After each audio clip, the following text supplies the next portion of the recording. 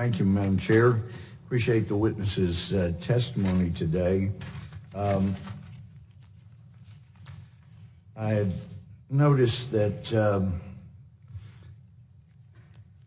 in other testimony from State Forester and Director of Texas A&M Forest Service testimony in 2018,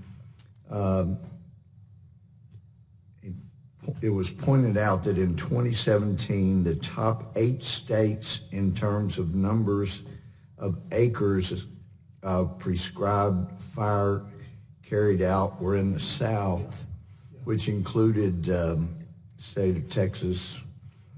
And I noticed from an article, July 30th, 2018, that if you go back to the very beginning of photography in California, hundreds of landscape photos from the dawn of photography with photos taken from the same location 100 years later or more. The difference was amazing. In the 1850s and 60s, the typical Sierra landscape was of open fields of grass, punctuated by isolated pine stands and a few scattered oak trees. The first branches on the pine trees started about 20 feet up, lower branches having been burned off by low-intensity grass fires. California's Native American population had for years shaped this landscape with fire to encourage the grasslands and boost the game animal population.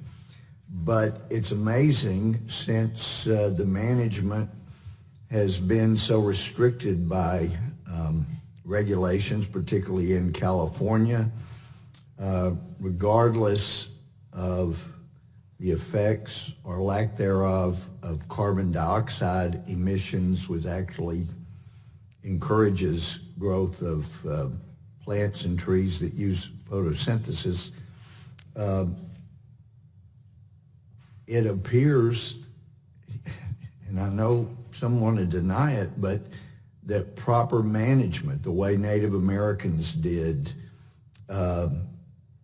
is actually a helpful thing, instead of just allowing trees to grow unimpeded, avoiding fire breaks, avoiding getting rid of undergrowth. Mr. Veerkamp, I'm curious, do you see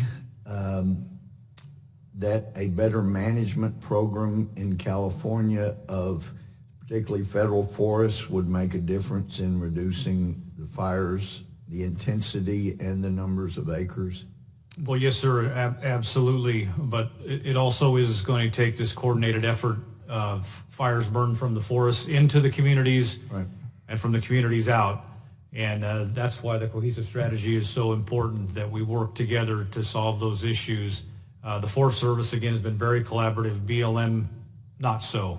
We're finally getting some help from them. They own a lot of land in El Dorado County, or public land, and they just have never had, so they said, resources to help us with those in very highly populated areas, the Cameron Park, just east of Sacramento areas.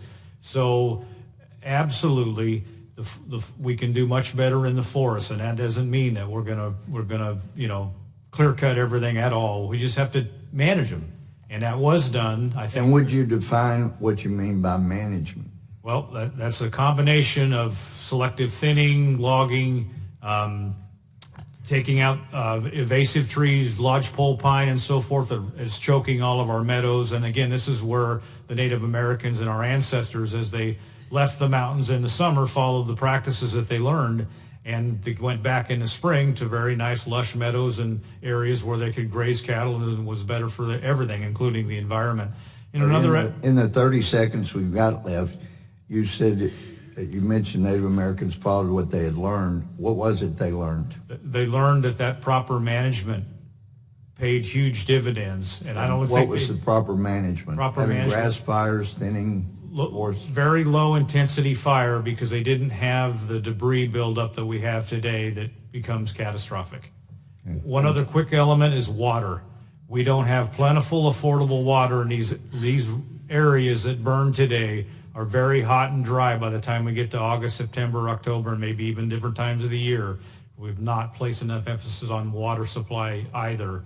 And our elder Americans can't afford water anymore because it's too expensive. And guess what? 1 more, 2 more, 3 more degrees of humidity and percentage of humidity, and we've got more problems. And thank you very much. Yes, sir. Thank you. Thank you, Mr. Gohmert.